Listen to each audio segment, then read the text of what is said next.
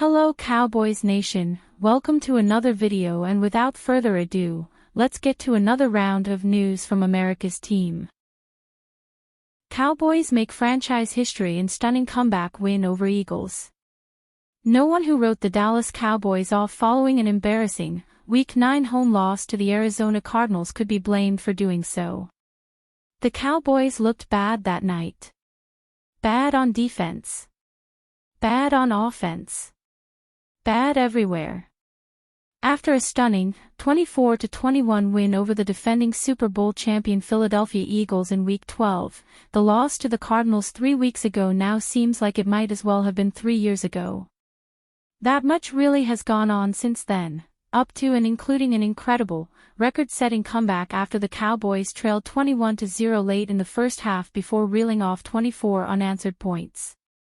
The 21-point comeback win at AT&T Stadium tied the Cowboys' franchise record for their largest comeback and improved their record to 5-5-1. It was also their second consecutive win. The Cowboys capped the win with a 42-yard field goal by kicker Brandon Aubrey, who uncharacteristically missed a 51-yard field goal earlier in the second half. Who better out there to have than Aubrey, the best player in the NFL at his position? Fox Sports color commentator and 7-time Super Bowl champion Tom Brady said after the kick sailed through the uprights. "It's fitting."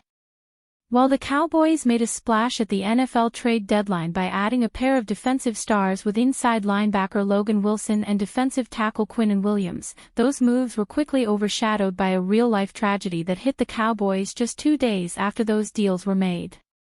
That came in the early morning hours of November 6, when 24-year-old defensive end Marshon Neland died by suicide following a short car chase with police.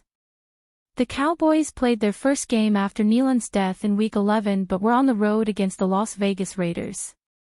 The game against the Eagles was the Cowboys' first time playing at home since Neland's death, and their emotions were on full display, from the number 94 decals on the back of their helmets to honor Neland to a huge number 94 flag the Cowboys brought out before the game and were waving on the sideline before Aubrey's game-winning kick. The win over the Eagles kicked off a season-defining stretch of 3 games for the Cowboys. Following a win that ended at almost 7 p.m., the Cowboys must turn around and host another equally desperate team in their annual Thanksgiving Day game when they face the defending AFC champion Kansas City Chiefs. Cowboys' Dak Prescott makes plea to team on George Pickens.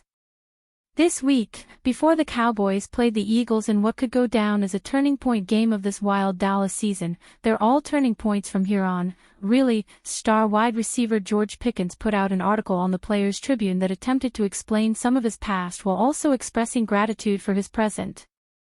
Pickens was honest. He apologized to the Pittsburgh media for some of his past antics when he was with the Steelers, and revealed that he still has a good relationship with coach Mike Tomlin, though he was one of the driving factors behind the trade that sent Pickens to the Cowboys. "They did right by me," Pickens wrote of the Steelers. "They sent me to the perfect spot in Dallas. What more do you want me to say? There's no drama, bro. No headlines to write." Actually, though, there are headlines. For the second straight week, Pickens put up a monster game for the Cowboys, grabbing 9 passes in the comeback 24-21 win over the Eagles for a touchdown and 146 yards, just 6 days after logging 144 yards and a touchdown in Monday's win over the Raiders.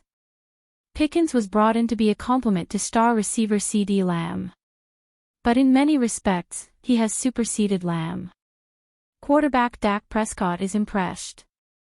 "It's hard for me to say it exceeds my expectations," Prescott said in his post-game media session. "My expectations are limitless with that guy. He'll tell you, he's not from here. He's not from this planet. I am not gonna put limitations on him. He went out there and does what he has done, in games when he has gotten that opportunity, and honestly, at practice as well. The guy loves the game. He stays focused.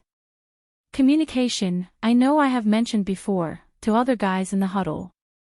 Just keep doing what you're doing." And then Prescott weighed in on the big issue that lurks around Pickens, one that might paradoxically get trickier and trickier for the Cowboys the better he plays. Pickens is slated to be a free agent this offseason. Prescott wants Jerry Jones to open the checkbook and find a way to keep him. "We lucked out getting a guy like that. We gotta make sure we keep him here. He is a hell of a player. He is turning into a leader. He's special," Prescott said. That part of things won't be easy for the Cowboys, who are already paying Lamb a top-of-the-market rate of $34 million per year.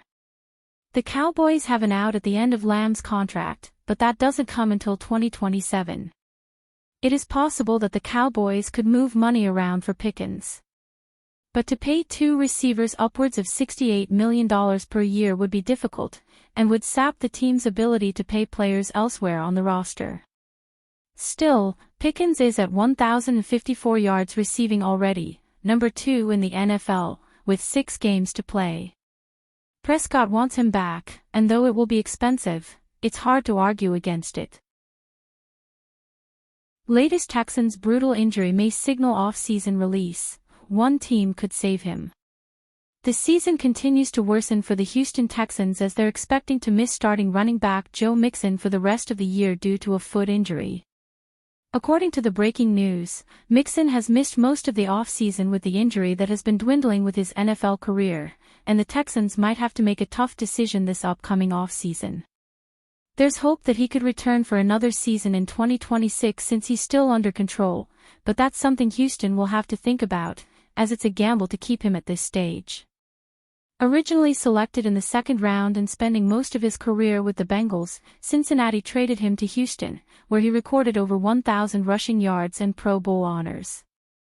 Mixon was just becoming a promising addition to C.J. Stroud's ground game, but he might not return to his old self. Houston attempted to make up for his loss by signing running back Nick Chubb, despite his own injury woes. As long as Chubb can stay healthy, the Texans might stick with him over Mixon, depending on what works for the Texans in terms of salary cap. If Houston does him a favor to let him heal up in the offseason, the Dallas Cowboys that could take a chance on him to start fresh. While the Dallas Cowboys found some life in their run game with Javonte Williams, the running back unit remains something that's still unresolved. Either way, Dallas needs another reliable backfield piece to help Williams if the Cowboys decide to extend him. Even though Mixon has lost a step in his career, the veteran could be a versatile weapon to power through defenders in situational moments as a backup.